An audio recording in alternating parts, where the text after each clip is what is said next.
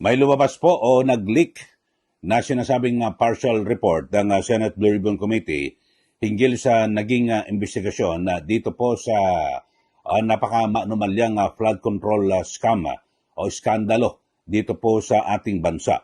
At dito ho, mga kababayan, ay matindi ho, no? Yung nilalaman ng nasabing nag-leak na report at na kung saan ay tatlong mga incumbent ho na mga senador ang sinasabing irekomenda na kasuhan at sila po ay sampahan ng kasong plunder, graft at iba pa. At syempre ito po ay kinabibilangan ni na Senator Chis Escudero, dating Senate President, at again din po ay itong si Senator Jingo Estrada at Senator Joel Villanueva. At bukod ho dyan sa tatlong incumbent senator ay si dating Senator Bong Revilla, mga kababayan. So napakatindi at bukod dyan ay kasama rin ho sa sinasabing partial report ay itong si dating Congressman Zaldico at dating Congresswoman Mitch Cahayon Oy. So dito ho mga kababayan ay may mga lumabas pa na mga dokumento at ito hong nag-leak na partial report at ang matindi ho rito, hinahanap ko ho, wala po ang pangalan ni dating Speaker Martin Romualdez na sinasabing isa po sa mga arkitekto di umano ng yung anomalya sa flood control project. At bukod ho dyan, ay wala rin po itong si dating DPWH Secretary Manny Bonoan. So katakataka ho ito at talagang grabe ho itong pangyayaring ito, mga kababayan, na kung saan ay, di ba, alam mo na kung ano ang yung tumbok ng investigasyon na ito. At parang magiging implikasyon nito ay i-absuelto ito pong si dating Speaker Martin Romualdez. At dahil diyan, mga kababayan, ay ito may mga report din. Ito tatlong senador ang binawi ang pirma dito po sa flood control scam report. Binawi po ni Senator Juan Miguel Migzubiri, majority leader ho yan ng Senado, at ito pong si Senator J.B. Ercito at Sherwin Gatchalian, yung kanilang pirma o lagda mula po sa draft report ng Senate Blue Ribbon Committee sa flood control scam na nagsasabing maaari pa rin gumawa ng mga pagbabago sa dokumento. So yun po, no? At ito may nakuha akong sulat ho rito mula kay kay Senator Migzubiri. Ito at yung mga ito sa tatlong senador na kung saan ay kanilang sulat ay naka-address po kay Senator Ping Lacson, ang chairperson ng Committee on Accountability and Public Officers and Investigations, or ito hong Senate Blue Ribbon Committee. So, pero dito ho, mga kababayan, dito ho ay matapos nga na agad na kumalat ito hong sinasabing leak, ay sinabi ho ni Senate President Tito Soto na ito hong draft ng committee report na kumalat ay wala raw ho, hindi pa raw ho ito hindi pa raw ho ito pinal. At ang sabi ho niya ay wala raw po, at drop pa lang ho ito. So hindi pa ito talagang dapat na mailabas, mga kababayan, pero nag-leak na ho At lumilito, matindi ho rito yung mga nilalaman ng nasabing dokumento. Hindi pa raw ito official report. At kinakailangan pa raw i-discuss ho ngayon ng mga senador, partikular ng mga miyembro ng Senate Blue Ribbon Committee. So, yun ho. Pero, ito, kung drop ito, ito na rin ho, mga kababayan. Bagamat parang hindi pa official na nai-release sa media. Di po ba? So, ganun na rin ho ito. Parang, kaya na may nag-withdraw ang mga tatlong senador. Pero dito ho malinaw, mga kababayan, sa tumbok ho ng Senate Blue Ribbon Committee drop report. Sige, drop ho ito at hindi official. Talagang mukhang pinipilayan po yung grupo po ng minorya dyan po sa Senado.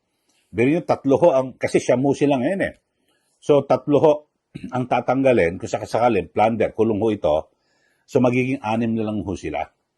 At, di ba, ang sinasabi nga ho, talagang parang pinahina ng gusto, pinilayan, ito pong minorya dyan po sa Senado.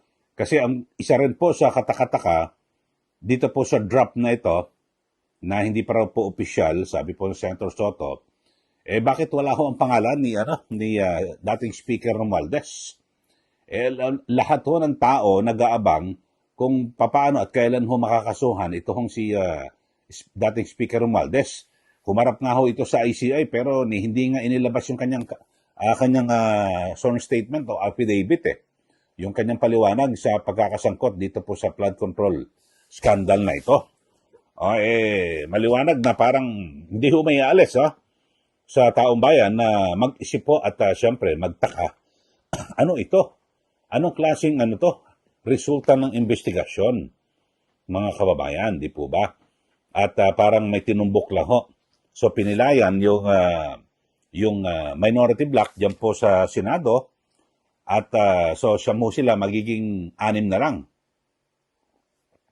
Kung sakasakali at kaya marami ho nag-iisip, nako baka may ito hong nangyari at pagsasampa ng o rekomendasyon na pagsasampa di umano dito po sa draft committee report ay may kinalaman sa impeachment laban po kay BP Sara Duterte. So yan po, hindi po may aalis ho yan yung ganyan mga anggulo kasi kapag na ituloy na halimbawa nakalusot po dyan po sa mababang kapulungan ng Kongreso ang impeachment laban po kay BP Sara Duterte, yan po ay aakyat sa Senado at para magkaroon po ng paglilitis. So yun po ang mangyayari at syempre kasi base po sa, di ba, kinakailangan, halimbawa, sa paghatol po ng Senado, dyan po sa impeachment, di ba, 24 na senador. Kinakailangan pag nag-convict ka, hatulan mo, kinakailangan 2/3 ho ang sasang-ayon at boboto na guilty po. At yung 2/3 ho ng 24 ay 16 senators. So, yun ho, kailangan magkaroon po ng 16. Minimum ho, pinakamaliit 16 or more. At para ma-convict ang isang akusado. Yan po. So, mukhang may hirapan din ho sila. At dito naman ay, ibig sabihin naman, kung makakakuha ng siyam na senador na hindi po sila po yung mag-aakwit, matik ko sana kasi, di ba, 9 ng minorya ho ngayon, dyan po sa Senado, solid ho sila. Kasi pag meron pong siyam na senador, ay talagang malabo na humakonvict ang ito pong si BP Sara Duterte. So, yan po ang laro ng mga iba't ibang mga kababayan natin dahil sa pangyari ito na kung saan parang tumbok po ay yung mga minorya dyan po sa Senado.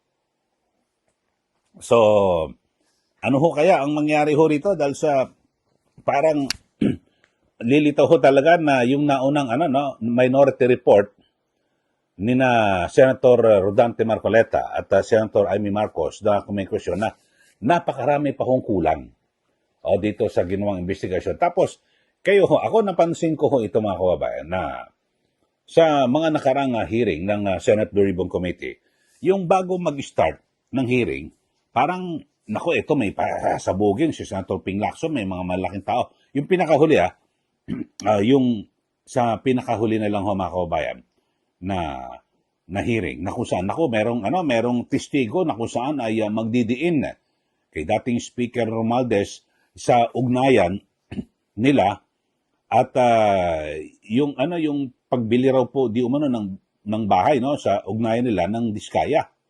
'Di ba yung contractor?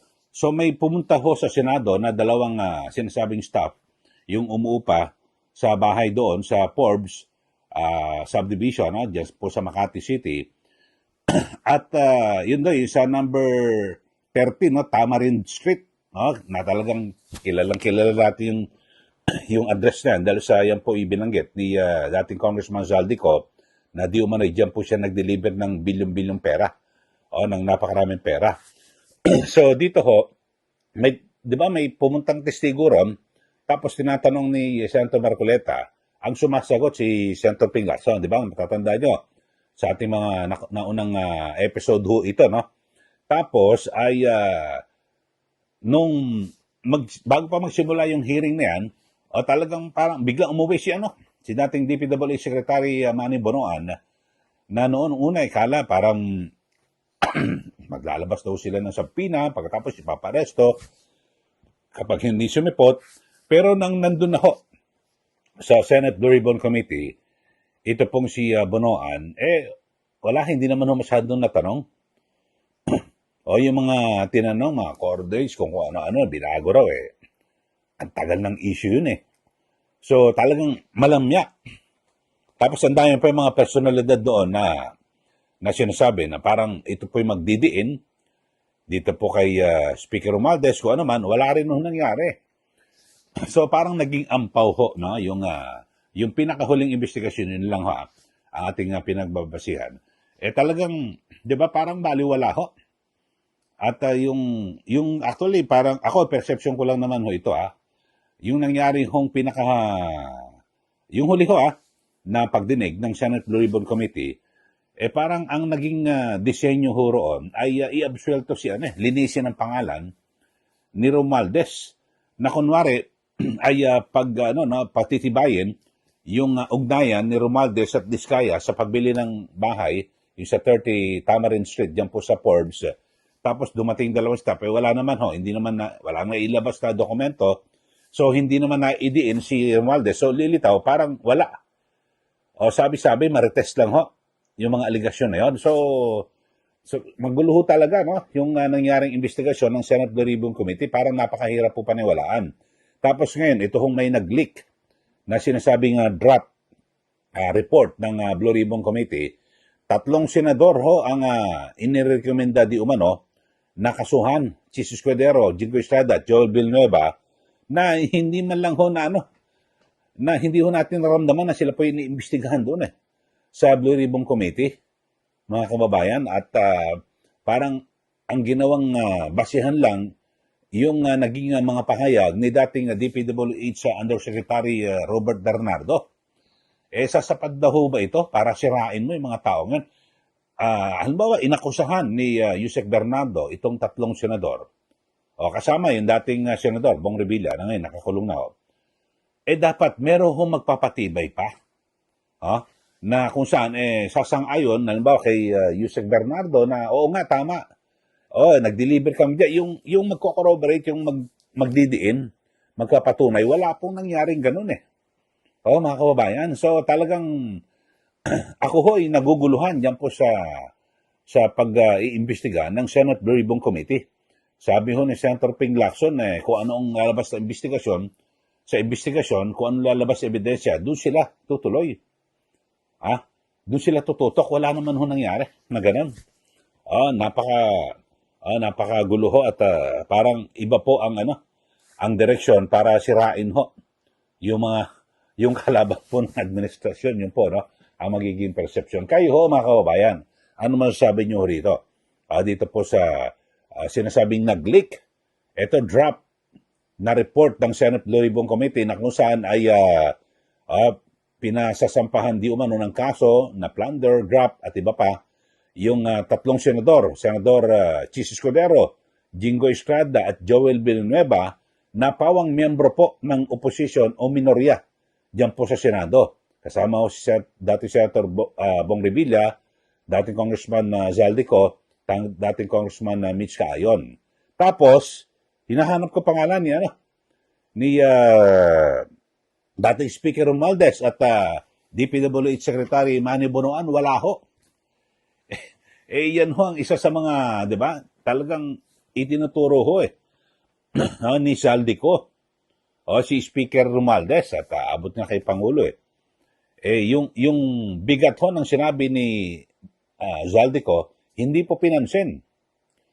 Kasi doon ho meron nagko-corroborate ho, kung sana merong nagkukumpirma ho sa pahayag ni Ano ba, yung una, yung pahayag ho ni Orly Gutesa, na ganito, nagde-deliver ho sila.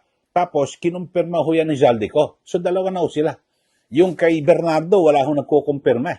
Siya lang ho, sinabi niya, paano mo natin malaman kung inimbento niya lang ho yun o paano, di ba? O itinuro lang, ito lang sasabihin mo. O, so, mahirap po, di ba?